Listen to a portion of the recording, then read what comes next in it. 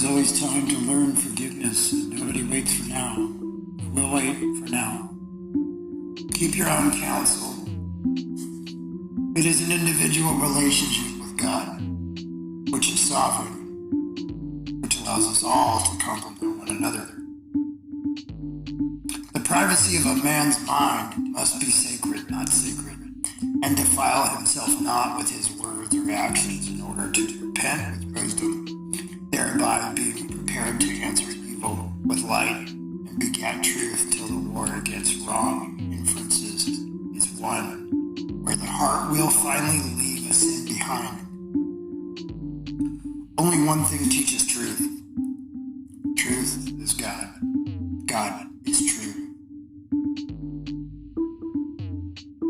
Restlessness and faithlessness, unless necessity dictates we learn.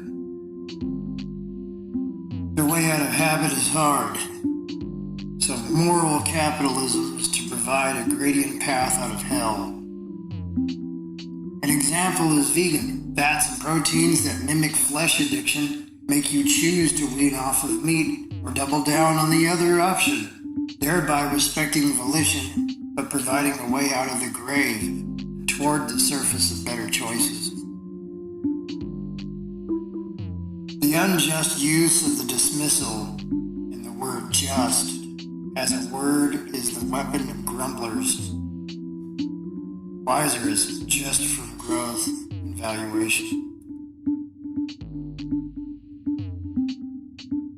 Do the hard thing and walk among the enemy. Receive your baptism in that. In the busy fog of morning, we forget it's a tempest, and at once inseparable from chaos, we feel dreaded lionesses. Yet don't we smile on occasions that then punctuate the seeming sovereignty of a nightmare?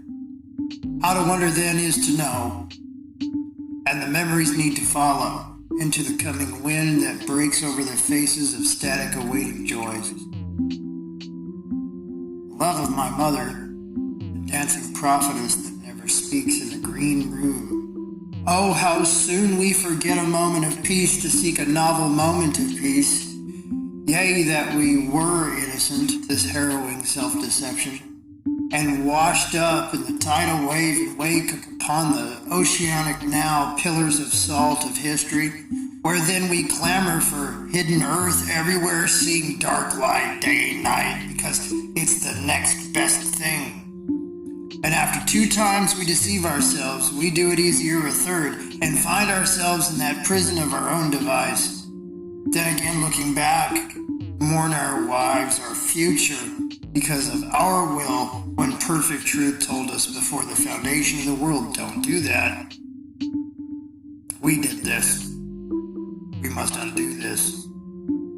So if thou be with the Spirit now, ye shall resist evils always, and know him always, now and forever. There was a story told by a self-described agnostic at the time about 9/11/2001 on the radio. The man said he was at his fiance's house that day when her dad, she and his family being Christians, who was supposed to be in the tower that day, got out in time or for whatever reason did not die, and the father said he was saved because they were good Christians. The agnostic man telling the story said he got mad and reacted, "You were saved and 3,000 people weren't, because what, none of them were good Christians?"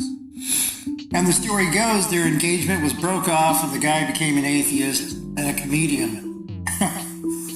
When I heard this story, my first thought was how through our collective relationship to true necessity and total lack thereof, there is a very dark, evil, self-defeating lack of rationality in this world.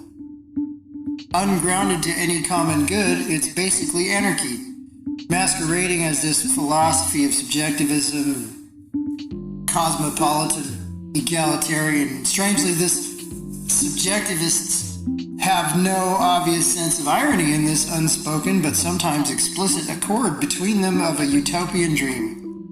Everyone will respect each other's differences no matter what they are, and there will be no war, and so on. But ultimately, it divides and individualizes us to such discrete isolation that everyone has to be a semantic lawyer prepared at any moment to say, when I say the word God or need, I mean blank. Can you imagine the reductio absurdum of a world with eventually 9 billion people using 9 billion variants on the meaning of a word, and they don't even speak the same language? So I definitely don't care when Christians get their inferences wrong. And I also don't care when agnostics get their inferences wrong. I forgive them both. And I know that I don't know very much. Eventually, you identify the perfecting voice in your life sensorially, sensationally. And it's like just finding the good of least resistance, which becomes spiritual indolence. Why? Because it's easy. It's a tautology. But I liked this verse even when I was an atheist. Jeremiah chapter 2, verse 13. For my people have committed 2 evils. They have forsaken me, the fountain of living waters, and hewn of themselves cisterns, broken cisterns that can hold no water. I mean, all you have to actually do is try to make sense. If you have to write a 2,000-page book to tell people to make sense, and they don't make sense, how fucking crazy do you think that book is going to sound? That wasn't always obvious to me, though. It sounds like I already knew that at some point in my life, but I did not know that, and I did not think that way.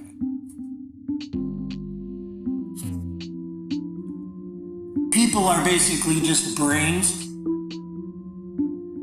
with bodies. People are complexes of habits. Most of the time when you talk to someone, when you experience their thoughts, feelings, attitudes, slightly more recent, and behaviors, you're talking to them from 30 days ago. It takes 30 days to intuit a habit. Long-term memory turns into unconscious reactions. You can be extremely creative of yourself acting in the now, but we actually culturally tend to discourage that. I mean, all I have to do is have bad timing for you not to listen to me. But if I have really good timing, you'll listen to me even when I'm making absolutely no fucking sense. You're a creature of habit. Anyway, when you think about it, the world having locked itself in this way into the past, it has no business diagnosing itself, earning degrees, or pretending to possess intelligence, because when one of us wakes up for a moment, it's so nightmarish to behold the full damage of this reality. One immediately wants to go back to sleep. And don't we? When we have a moment of clarity and we realize how bad things actually are. I was on shrooms a couple of months ago with a friend guiding his first experience. And I've been doing that for a long time and I have a lot of experience in it, so I kept it good-humored and lighthearted. During the trip, we were looking out a window and he was tripping out on the buildings, how tall they were. But he was on the verge of being scared. He literally told me that he feels a little bit of fear. And I said, you don't have anything to worry about. And this is true whether you're sober or not. I don't even consider that non-sobriety. It's a form of clarity in a sense. But I like philosophy. And I said, you're gonna be fine. But you're living in a world that in aggregate is crazy. I mean, as we run out of room of places to sprawl urban areas, we build higher and higher. And the responsibilities we have to build our world are so compartmentalized that nobody's driving a car.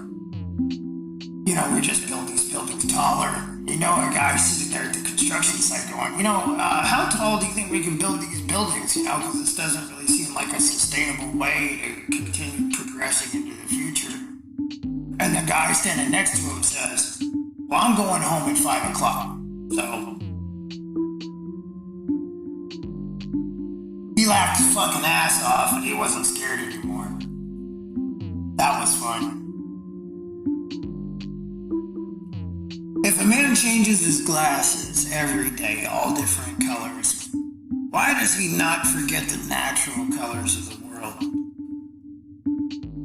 And in the eyes are mirrors, so no matter what measure they search in, they will still navigate because they search by the same natural forces that make the world the way it is and make the glasses alive. You can look with transcendental green. You'll see it. You can make predictions. Succeed in experiment. Look with sexual red. You will see hunger. Make predictions. Succeed in lust.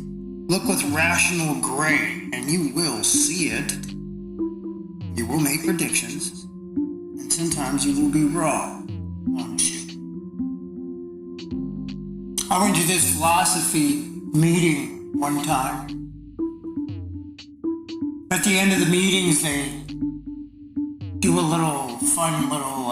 everybody explain why you think the world exists outside your own head. The idea that the world exists only in your head is called solipsism. I had this little meeting with these guys.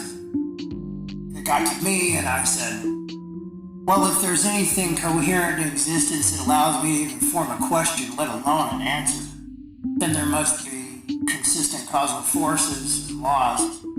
And that means that they are infinitely the way they are, they are true. So if anything is true, then whatever is true for me is true for you. I'm not talking about my inferences. But the fact that I exist to be able to make them means that you're existent and you are able to make them. And that the world exists outside my head. What's weird is, everybody always acts like solipsism is a hard one to get around. And it's like, dude, they got around that 2,000 years ago. When they came up with it, they got around it. It's just a thought experiment. Why would you even think for a second that it's hard to understand that the world exists outside of your head? But they always rhetorically bring up that the people who brought up solipsism to begin with believed solipsism and went around arguing it. It's kind of ironic, like nihilism. Yeah, I believe in nothing. Oh, is that what you believe? You believe in nothing? Yeah, tell me all about it. I had a friend one time, he told me philosophy was just a bunch of opinions. I told him the same thing. Tell me all about it. I want to know. Explain to me with a reasonable and rational argument why you think philosophy is just a bunch of opinions. It's an unjust use of the word just. In conclusion, if you've ever had a thought in your head and you think it's true, you must have had a reason to believe it. I think the best question we can ever ask ourselves is that reason good enough for someone other than me? Because if it's not, it might not even be good for